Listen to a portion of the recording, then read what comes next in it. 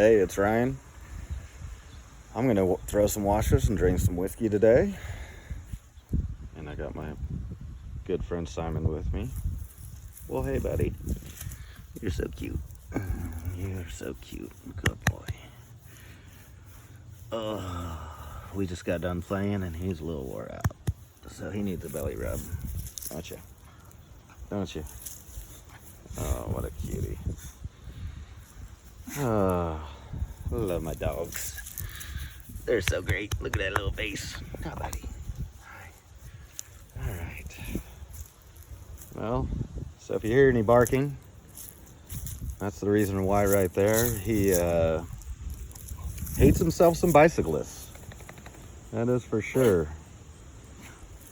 If I was to ever try to get robbed by a group of bicyclists, they would not stand a chance. So today I'm gonna drink Maker's 46 cask strength, 110.3 proof. Pour me a little real quick.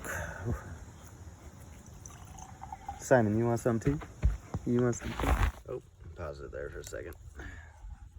My dog got in my way. He wanted to have himself a little too, didn't you, Simon? That's a good boy. That's a good boy. Yeah, one of my favorite bottles I currently have. I'm gonna put it way out of the way with how my week has gone. I'll throw a washer and end up hitting that thing and breaking it.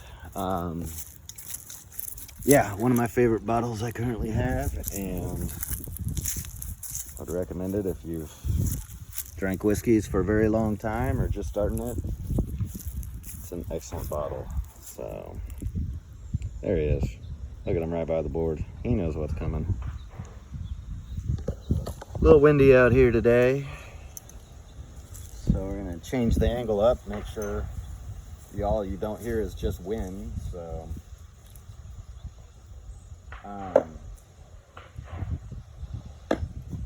goodness. Yeah, had a rough couple days, you know, just hoping I'll get cheered up 2 in a row. For anybody counting at home, hopefully you're not. There they are. And one on the outside. I'll give it you 7 points. Yeah. So I'm hoping drinking a really nice whiskey and throwing some washers will get the spirits up a little bit, if you know what I mean. There we go. I guess what we're gonna do,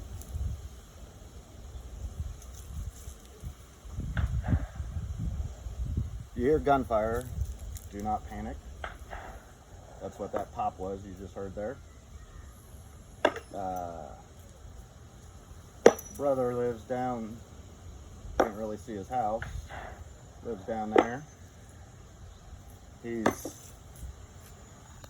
assuming he's getting his gun ready for hunting season, but you never know. 2 on the board, real bad. But yeah, that's the poppin'. Got a neighbor with a gun range out in his backyard that is, of course, heated. So you hear that year round, especially in the winter for some reason. It's like his little getaway. What the hell? How am I missing one? But I guess what I'm going to go into today is a little bit more on how my dad became of washers. And when he did, so... Oh, this is so ridiculous. Oh my God, way out here, that's why. Anyway, so both my parents teachers growing up, and I get I like to tell stories because my dad is the absolute best storyteller. He's hilarious. His mannerisms just are off the charts. Man, that's really poor. And so I like to tell stories. It's never going to be a good storyteller like he is, but goodness sakes, that's where I get it from. You grow up and you just hear, and you hear the same story. I mean, you know how parents are. You hear the same story over and over and over again, and it doesn't change, but it's still, you hear it and you're like, oh my God, I gotta hear this one again. I gotta hear this one again. And, oh, it's so fun. But so as teachers, we had summers off, and well, we as student as well. We'd take the fifth wheel down to South Padre Island every summer and spend about a month down there. We actually had a little, basically there's a little place. Ooh, look what we got there. 3 in, 1 on the outside, 1 on the outside. That's 11. So we'd take the fifth wheel down, load up, and go down there for a month or however long they wanted to stay and come back. Well, and I have no idea how they even met these people, but they met a family just outside of Dallas, Texas, and so we used to end up go there, and we'd stay a day or two at their place on our way down there to Texas. And oh geez, sorry about left here. And then we'd stay a day or two with them, and they had a pool and a couple kids, and 3 on the board for 3 points. So it was fun. Like, my sister's older than me, and there was a boy, and I was 4, 5, 6, 7 years old at this point. My sister's a few years older than me, so it was just fun. And so when they had kids, they removed their horseshoe pit, not the horseshoe pit, but the stakes. I don't even know what you call that in a horseshoe pit.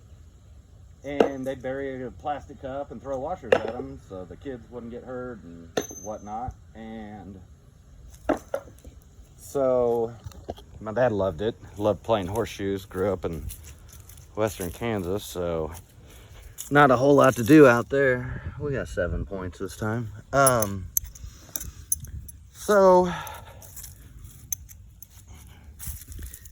loved the idea, but he also loved his yard. And oh my goodness, sorry, not threw a washer at my whiskey. So he loved his yard too much, and he couldn't just fathom the idea of having a sand pit in there, let alone 2 for each side, and anyway, so he decided to build boards, and I know I've already told part of this story at least a few times. Made square ones with PVC, and wasn't nearly as fun as the one we learned down in Texas. So he kept fidgeting with the board. 4 there, no, 5, 1, 2, or 3 in the middle, whatever. So he didn't find it as enjoyable, so he tried to, 45 the PVC to make it a little more forgiving. He tried, I don't know, different varieties, bigger PVC, and finally he was like, you know what, I can just build the centerpiece. I don't need doesn't have to be round, so then he came up with the square ones like you see as the center cup, and obviously a little bigger, a little easier. You see that mess way off, but it's also, I feel like, a little more fair, because that's what he wanted. He was like, he'd kick everybody's ass in this game. We got 1 leaner in the middle, so 3, 4, 5. So he wanted it to be fair, so get shot rewarded and not punished, because those PVC ones, God, you hit those, it's like hitting a springboard sometimes. I mean, it's ridiculous. So he came up with these and loved it. Decided to do the carpet because, you know, I don't know why. He never really said. It does help with the landing, obviously. Not landing on a, he just had plywood, you know, underneath that. But I actually think it was more for the ambience. He didn't like how much noise a washer made hitting a flat piece of wood. 3 on there. And so he started doing carpet, and he's messed with different, you know, every time any of his friends got anything recarpeted, he's like, hey, let me have a little chunk of your old carpet. Because you would think the really plush stuff would make perfectly soft landing. Well, it found to be really springy, and so the thinner the carpet, the more natural, I guess. I don't know. The more natural the landing, I don't know. But that's what he came up with. So, yeah. So it's just real thin carpet. I mean, you can see 1x4 with the carpet on top. So that's what he's got. He actually built me. Me and these boards have had thousands of washers hit them. And yeah, they're beat up. Boards are beat up. I had to try to keep it from splitting. But anyway, I might give this one more round, see if we can throw a couple in. It is windy today. Not a horrible wind for out here in Kansas, but definitely will knock your washers a little bit. All along. There it is. That's better. Anyway, so that's how washers began, at least in my household.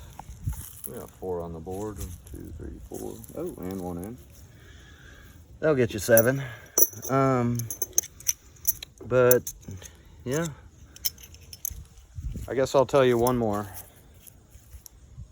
because this is one of my favorite stories my dad tells. So we're at the pool at the resort on South Padre Island one summer, and parents are big. They enjoy their alcohol and they're responsible with it, but yeah, like if they're gonna sit by a pool, they're gonna have a cocktail, obviously. Yeah, 2 in a row. If you're counting at home, 6, 7, 8, we got 9 there. So anyway, back in those days, they'd have a thermos for themselves and a thermos for the kids. So my dad was somewhere, and I went up to him and I was like, hey, I don't know how old I was, 4 maybe. I was walking, and I was like, hey, Pops, I'm thirsty. He was like, all right, go drink out of the blue thermos. That one's yours. So I go over there, take a couple drinks. And as he recalls it, he goes, I don't know what they were doing, but he goes, I look over at you, and he's like, you're stumbling a little bit. What we got there? 3, 4, and 5. Stumbling a little bit. And he goes, I didn't really think anything of it, you know, concrete's hot, whatever. And he goes, so then, and this was a long, hey, look, Simon's gonna join us. Hey, buddy, what are you doing? What are you doing? Yeah, it's a good boy. So he's like, I kind of watch you stumble a little bit, thinking it's just hot concrete. And this was back in the day where they had the old pull tabs off the cans. And so I stepped on one of those and just sliced the bottom of my foot wide open, he said. And he goes, so I sit down, grab my foot, see that it's bleeding profusely, and proceed to just start cracking up. So my parents walk over to the side of the pool, and sure enough, their drunk toddler walked around the pool, cut himself, and started laughing about it. And the story is that pretty much everybody at the pool realized at this point that I was totally trashed. And so, yep, that's, I can honestly say that is the first time I've ever been drunk. I have no recollection of it, but I've heard the story so many times, and I just, my dad tells it so much better, but man. So, anyway, supposedly, I don't know how this happens, but supposedly my dad said it was scotch. So I mistook scotch for water. You know, we got 6, 7 that time. Yeah, I have no idea how that can ever even happen because, yeah, that's ridiculous. But that's how the story goes. So anyway, I'm gonna get out of here. Hope you enjoyed, I guess, a little bit of a history lesson on how the Hermans learn their washers.